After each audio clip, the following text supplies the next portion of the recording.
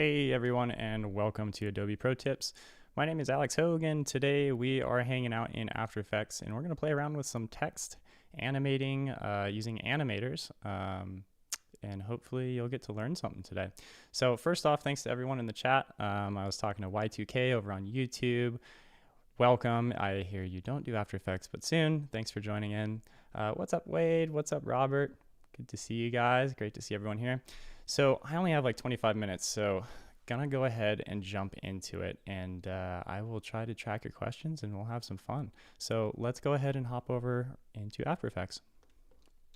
All right, so here we are, and if we take a look at what I got here, the one thing you realize working in After Effects is that everyone has their own way of doing things, and there's no wrong way. There's a lot of different ways to do things, and there's ways to be more efficient.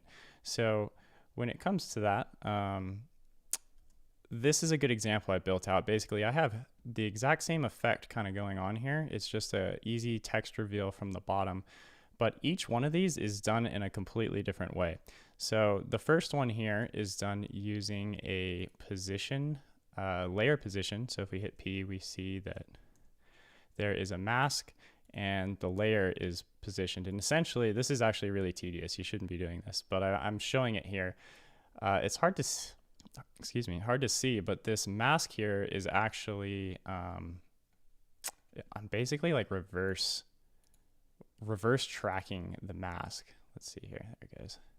So you can see it kind of moves ever so slightly, but to prove kind of like basically you're animating the position and you're animating the mask, and to kind of show that why it's not effective is you have to line this up perfectly, because now see how it doesn't work. So that's not really a good way to do it. A secondary way that a lot of people do, let's turn that off and we'll ignore this purple layer. Another way to do it is using a matte. So if I turn on my matte here, we can see that basically there's a layer in front of your text layer and it's just blocking it, and that's super easy to do. You just come up here, you do a new shape layer, and then you would use this rectangle tool to drag on your shape.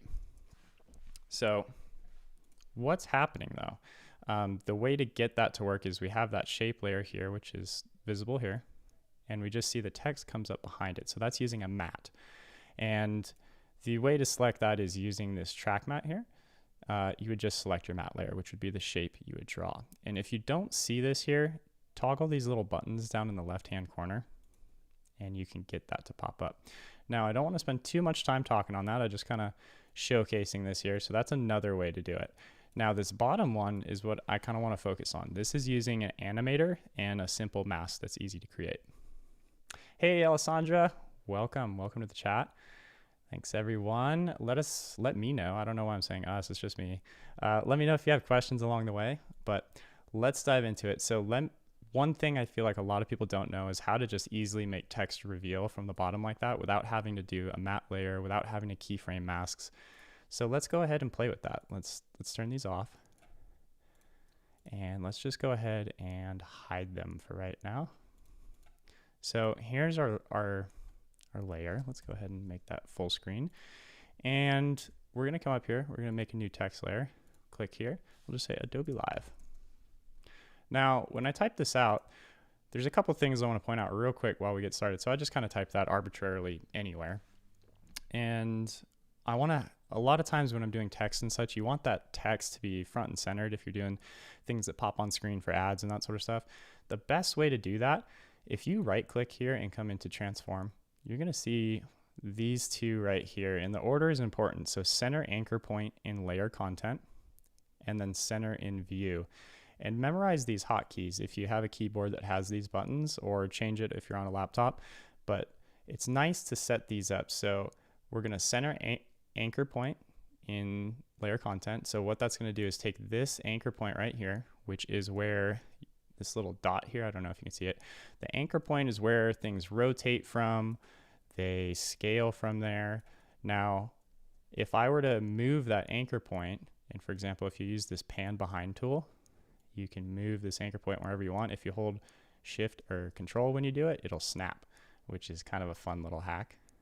So if I were to have the anchor point over here, everything I do with my text is going to be based off of that. It's going to rotate from there. Now we see, oh, it rotates from there instead of in the middle. So what I like to do, just really simple, whenever I make text, Control Alt Home, and we see it move that anchor point right to the middle. So now we're dead set in the middle, and then hit Control Home again, and your text is perfectly centered. Another way to do that, if it was over here, this window, the align window, make sure that's open. We have that over on the right hand panel here. We have this align window, and you can align it to your composition to the left side, to the right side, just really easily. So just good fundamentals to know when you're working with text and really any layer inside of After Effects. How's everyone doing? Where's everyone from? Curious also, do you work in After Effects? Like, what's your level? Let me know in the chat. I am trying to keep an eye there. I know we have some new to After Effects people, so that's great to hear. So let's do that text reveal the easy way. So we have our text here, it's centered. We're going to use an animator. So if you look at, we have this position here, and that is the position of the transform, which is the layer properties. I don't want to mess with that. We're going to add an animator, and we're going to add a position animator to be specific. So what did that do? It adds this animator here, and I can hit enter, and we can just add position just to make it really clear we know what that one does. And we're going to get more into this. So we're going to keep it really simple right now. I'm not going to play with the range selector. We'll do that on the next one, but I'm just going to keyframe, hit this stopwatch here, and I actually want it to end in that position. So let's see here. Actually, we'll set it there. We'll come forward, and then we want it to be down, and I'm just going to flip these around because I think I want it to come up. So what's happening right now? It just goes at the bottom and then it pops up. So let's play that. Okay. So far it looks exactly the same as if I did it with the transform position right here. Now the key here, what's really cool, in that example I showed just a few minutes ago, you could mask and try to move all that. This, you don't need to. So if you come to where it ends, let's say this is my final spot where our text is going to sit. Come up here, right click, go to mask, add new mask on your text layer. It's automatically going to put a mask here. And then when you do it, it's actually going to just automatically, you don't have to deal with a matte layer. You don't need to mess with anything. It's really easy to manipulate. And boom, there's your text reveal. So you could also come in here, maybe we do a keyframe assistant and add a ease in, and maybe this one is a ease out. And what that does is we're going to see it just kind of makes this, it starts slower, speeds up, and then slows back down. So, and we could bring this in to be even quicker. So basic idea, very simple. That is kind of like the most simple way of using an animator. So let's go ahead and try something a little different. All right, so let's see, we got kind of this going on here, right? Let's play that again. And this is mostly just using animators. So this is what we want to try to recreate. And if we take a closer look, what's happening here, so we have our bars, we'll get to those secondary, and then our text comes on, but each letter is popping on one by one. It's fading in, so there's opacity and there's scaling, so it's popping up. We also have a bit of color shift to kind of highlight things here. So as it comes up, it changes colors, goes back to normal, pops back down and settles. So let's go ahead and make that. Let's see how we do that. Turn these off. All right. Let's see, who do we got in the chat here? We got Keys. Welcome back, man. Good to see you. Let's go ahead and let's give a shout out to Keys here. I know I see him in these chats all the time. So we got our text here. I'm going to Control Alt Home. We're going to center it. Control Home, centered screen. Now we're going to toggle down. And remember, we had a scale going on. So we're going to select Animator Scale. So this gives us this animator down here. We have our scale. And then on top of that, well, let's do the scale first. So let's set the scale to 130. So right now, everything is kind of happening all at once, which isn't what we want. We want to play with the range selector. So this is another powerful thing of animators. We can control basically the start is right here at the beginning, and then the end is right here at the end. And if you were to make a kind of window, you can position it to right where you want. So we want the end, and watch the letters here. We just want to do one letter at a time. So we're just going to set that maybe right here. And then what we can do, and we're telling it, hey, this is at 130, right? So if we keyframe the, sorry, 1 second. So we can see here what's going on. So now we can keyframe our, what is it, our offset? And you can see that it pops up word letter by letter. So cool, that's awesome. So let's do that. Let's keyframe our offset, and we can start here, and we can come 1 second over. I ain't afraid of no host. I like that. Yeah, this is actually my second time doing Adobe Pro Tips by myself, so hopefully it's going well. So we'll set this to 100. And now we have each letter popping up, and that's using the offset. And it's basically, it knows that at 130, it's scaled to 130 here, and then it should settle back down to 0, what we originally had on our layer. So now let's go ahead, and we have this offset. We can add, under this animator, we can add an additional property, and you could do anything. You could do all of these options here, rotation, all sorts of stuff.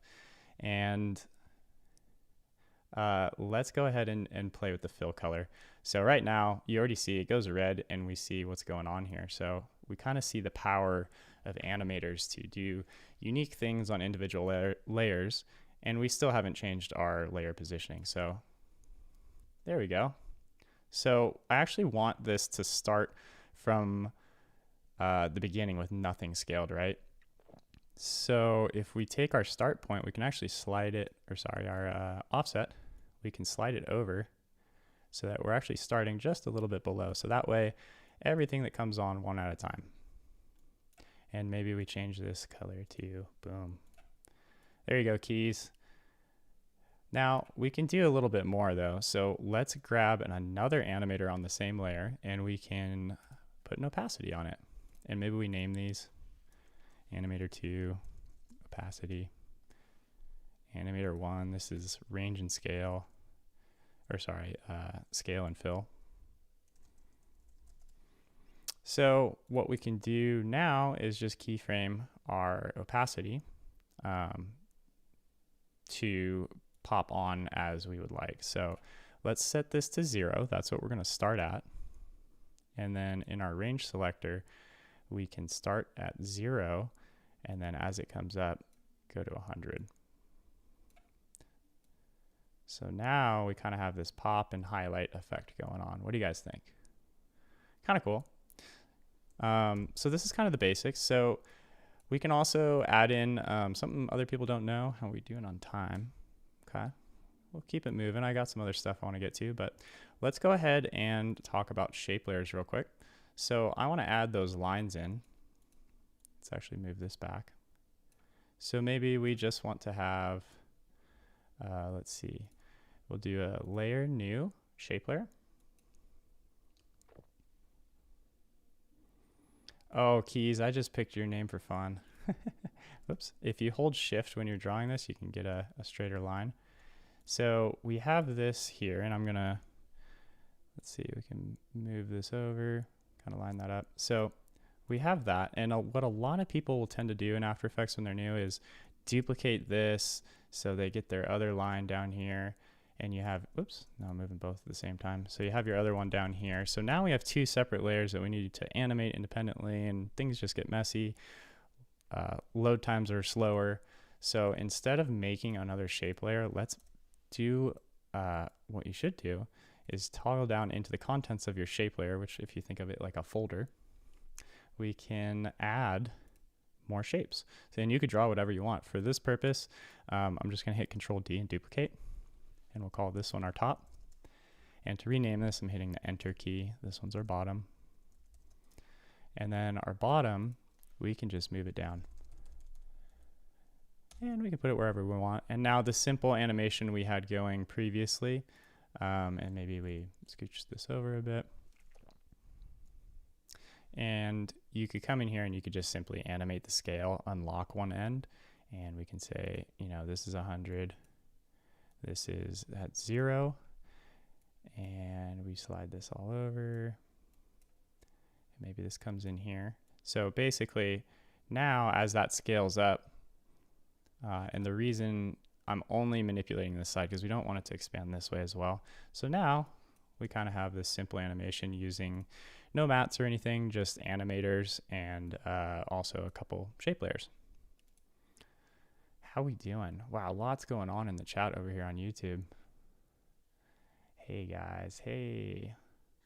Awesome. All right, well, we're gonna keep moving because yeah, time is short. So let's take this another step forward. So many of you may know or not, but I used to work for GoPro for a very long time, and they have a very they have a look to their text that comes on screen. So let's take a look at, this is a video that I worked on years ago, and I'm just going to play the beginning part here, but I did a ton of these, and there's a lot of this kind of text animation. You see it on their launch videos. Every company does it now. You see it with Apple, you see it with Insta360, all these companies. And it's primarily, I want to give a shout out to Marvin. He's the guy who originally taught this to me, and he went on to another company, and I think he works at Apple now. So he's the wizard of doing this kind of stuff. Very quick at it. So Marvin, if you're ever watching this, thanks, man. So what do we have here? This is an old video, and I'm just going to play the beginning, and this is kind of like a real use case. How we have text come in using animators, and this was an actual ad. So I'm just going to play like the first 2 seconds. And then it goes into the video. So we can actually, I guess if we want to look at more of it, but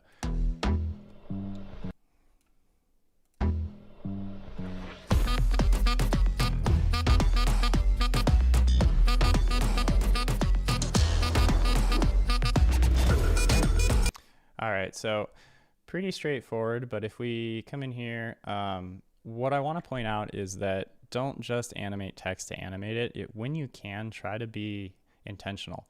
And what I mean by that is, so the idea of this first part, we're going to replicate this and show you how this was made. And if it's very subtle, the idea is for it to be really clean, but still look professional. So how do we do that? And hopefully we have enough time to get through this, but I want the concept here is like photographers, hey, photographers come together and we got you. So the tracking, the text is wide, it slides in, so the tracking changes.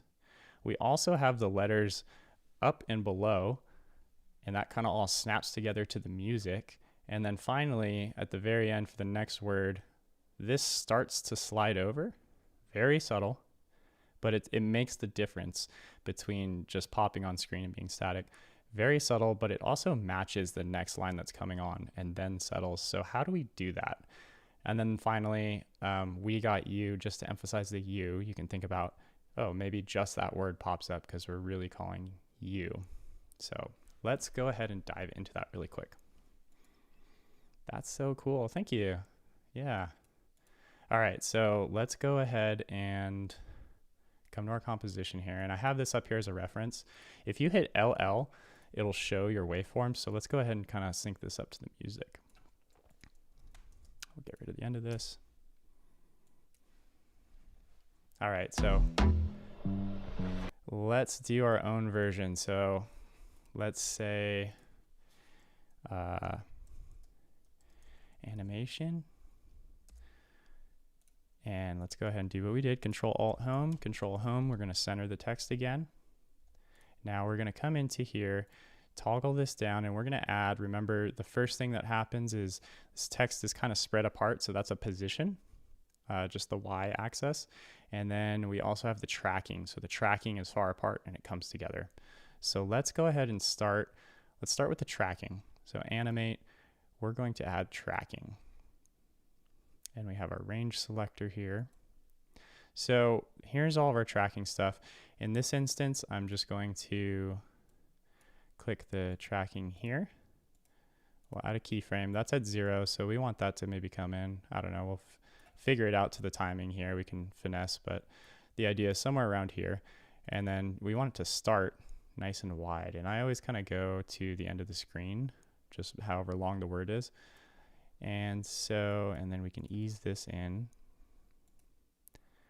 And so already we have the text coming together. It's not quite the same, and we still got to get that vertical separation. So let's go ahead and add a position to this same one. We can add another. Oh boy, time is going quick. So we're gonna set this to maybe 155, and I'm gonna go quickly through this.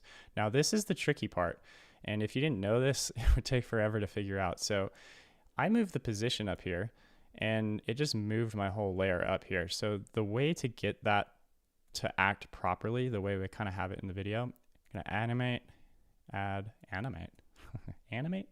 We're gonna add another position, and what we're gonna do here is alt-click, and we're gonna add expression, but you don't really have to add an expression. We're just gonna pick whip it to this position. Whoops, and actually, before we do that, let's undo that. This position, we need to keyframe it as well. So we're gonna say it starts at that and then finishes at 0. So we have that movement. And we can also ease this in. Oh man, I don't think we're gonna have time to finish this all the way. Let's see here. So now we're gonna pick whip this. We're gonna alt click on the stopwatch, and we're gonna pick whip this up to this position. So basically what we're gonna do is kind of invert it by putting a negative symbol at the beginning here. So still not quite doing the right thing. So we need to actually come into the advanced tab under this animator 1. And we're gonna do it again under this one as well. So we're gonna come into the advanced tab, and we're gonna turn on randomize order. You can see how powerful this gets. And then we're also gonna change this to smooth. Same thing on this one down here. We want it to match advanced. We're gonna change it to randomize, sure, and change this to smooth. And now we kind of have this whole thing going on here, which is kind of neat. And then we would work on the timing. So I think if you look at the timing, this is what goes into this. It's a lot of work. So the top part, the position kind of comes in quicker. And then I think the tracking comes in slightly after. So that's close enough. Let's go ahead and move on. So the next part is our next letters. And oh boy, well, we got like 3 minutes. So the next part, I would Control-Shift-D, and we'd actually do it with a null layer. So we could do text, I got you. And basically the way this would be done is, I'm gonna go really quick through it. We can have this here. So we have this layer, and I would make a new null layer and come to the position on this null, and the position we're gonna keyframe. So the way you attach and parent things to a null, this is gonna be our controller, is very important. Thanks, Keys, I got it. I don't know, man, we got like 2 minutes. I don't think we're gonna get there, but I'll finish this part. So I would set a position here, maybe go 1, 2, 3. This is my midpoint where the cut happens, let's say. And then we'll set another keyframe here. I'm gonna come over to this one, and I'm gonna pick whip this to the controller, and we're gonna do this one first at the start. It's very important you do it on your keyframe. And then let's actually move this over for a second so I can see what I'm doing. Controller, we're gonna animate it just to the side a little bit, just like that. And then I'm gonna move it back over here. So we don't actually see it finish on here. But now if we come to the end of this keyframe and then link this to here, this one will slide back because it's linked to that null. And then you could turn on your motion blur using this button. Let's turn on our motion blur and maybe ease this. So Control, or we could do Shift F9 is the hotkey, and Control Shift F9. Wow, thanks guys. I think that's about all we're gonna have time to get through. But you can start to see how this, if we had a bit more time, how this slides over, and you get to see how that all goes. So hopefully you guys learned something. I enjoyed doing this, and yeah, thanks to everyone in the chat. Hopefully you guys had fun. Let me know your thoughts. You can find me on Instagram at AHHOGUE, and then on YouTube at Alex Hogue. We got Taylor coming up next, and they're talking show reels and raw footage. So thanks again, and stick around.